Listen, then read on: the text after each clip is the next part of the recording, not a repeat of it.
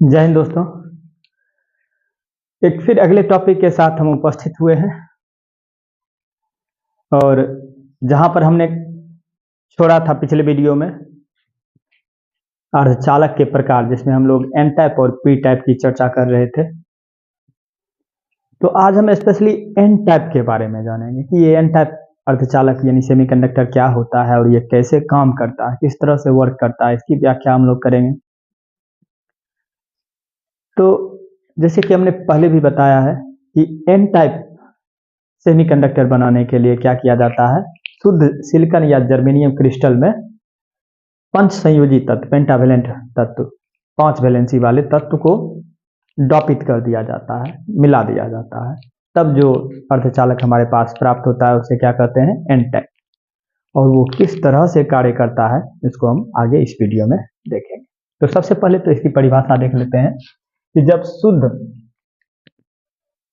अर्धचालक के क्रिस्टल में, मतलब टुकड़ा में, पंच संयोजित तत्व जैसे कि फास्फोरस, इसकी परमाणु बाह्यतम कक्षा में 1 2 3 4 5 इलेक्ट्रॉन होते हैं, इसीलिए इसको पंच संयोजित तत्व कहते हैं। जैसे एल्यूमिनियम लेंगे जिसमें 3 ही होते हैं, एक स्थान खाली रहता है, तो 3 ही इलेक्ट्रॉन रहते हैं बाह्यतम कक्षा में, इसलिए इसको त्रिसंयोजी कहते हैं। तो हमने पंच संयोजी की बात कही, ये अगले पी टाइप में देखेंगे इसको, पंच संयोजी तत्व।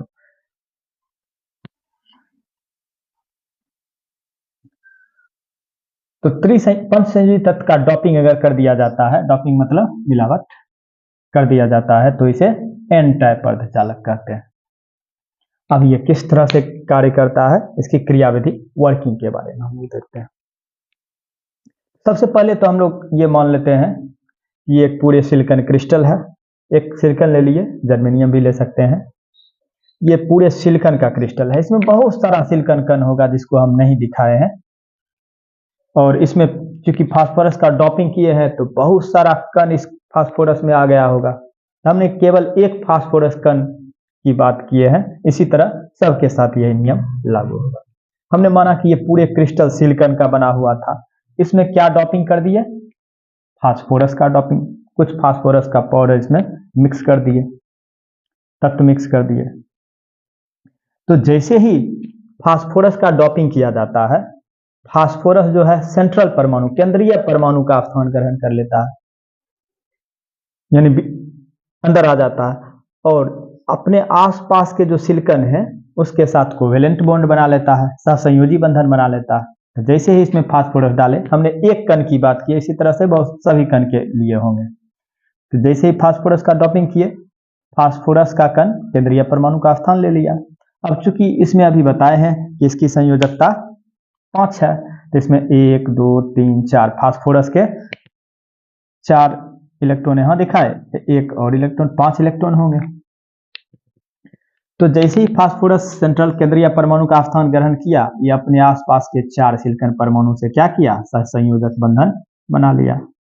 अष्टक नियम कहता है कि 8 इलेक्ट्रॉन होना चाहिए, तो ये अपना अधूरा अष्टक पूरा कर लिया। 2 इलेक्ट्रॉन यहाँ, 2 यहाँ, 4 2 6 2 8, अष्टक इसका पूरा हो गया।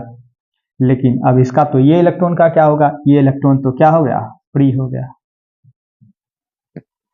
यानी एक फास्फोरस का कण मिलाने से एक इलेक्ट्रॉन फ्री हो रहा है। इस तरह से इसमें बहुत सारे फास्फोरस के कण का डोपिंग किया गया, तो बहुत सारे इलेक्ट्रॉन की संख्या इस क्रिस्टल में बढ़ जाती है। इसमें स्वतंत्र इलेक्ट्रॉन, ये स्वतंत्र इलेक्ट्रॉन है जो घूम सकता है पूरे क्रिस्टल में। इस तरह का बहुत सारा इलेक्ट्रॉन होंगे, फ्री इलेक्ट्रॉन। और इसी फ्री इलेक्ट्रॉन के कारण जब हम इसके दोनों तरफ विद्युतीय क्षेत्र आरोपित करेंगे, तो ये स्वतंत्र इलेक्ट्रॉन ही इसमें प्रवाहित होंगे, जिस कारण विद्युत धारा प्रवाहित होंगे। इसी चीज को हमने वहां लिख लिया, व्याख्या कर लिया है, यानी क्रियाविधि कैसे काम करती है कि जब शुद्ध सिलिकॉन क्रिस्टल में पंच संयोजी तत्व जैसे फास्फोरस का डोपिंग किया जाता है, तो वह क्रिस्टल में केंद्रीय परमाणु का स्थान ग्रहण कर लेता है और समीप के 4 सिलिकॉन परमाणु से सहसंयोजी बंधन, कोवेलेंट बॉन्ड, इलेक्ट्रॉन साझा करके बना लेता है और अष्टक पूरा कर लेता है। जबकि फास्फोरस का 5वां इलेक्ट्रॉन स्वतंत्र हो गया, ये इलेक्ट्रॉन तो बचा ही रह गया, स्वतंत्र रहता है, जो क्रिस्टल में विद्युत धारा का चलन करता है। यही पांच स्वतंत्र इलेक्ट्रॉन जो है क्या करेगा, क्रिस्टल में विद्युत धारा, जैसे जितना अधिक इलेक्ट्रॉन होगा उतना विद्युत धारा ज्यादा प्रवाहित होगा, चालकता उतनी अधिक होगी, वही लिखा हुआ है। फास्फोरस का पांचवा इलेक्ट्रॉन फ्री घूमता है, जो क्रिस्टल में विद्युत धारा का चालन करती है। क्योंकि इसकी किसके कारण इसकी चालकता बढ़ी, क्योंकि इसकी चालकता निगेटिवली चार्ज, इलेक्ट्रॉन का चार्ज क्या होता है, माइनस होता है, -1.6 × 10⁻⁻19 कूलम। निगेटिवली चार्ज इलेक्ट्रॉन के कारण बढ़ती है, इसलिए इसे निगेटिवली टाइप या एन टाइप कहते हैं, अर्धचालक कहते हैं। यहाँ एन का क्या मतलब है, निगेटिव चार्ज, एन टाइप अर्धचालक। तो हम नेक्स्ट वीडियो में पी टाइप अर्धचालक के बारे में जानेंगे। अगर आपको वीडियो अच्छा लग रहा है तो इसे लाइक शेयर और सब्सक्राइब करते रहिए और अपने दोस्तों को भी भेजते रहिए। धन्यवाद।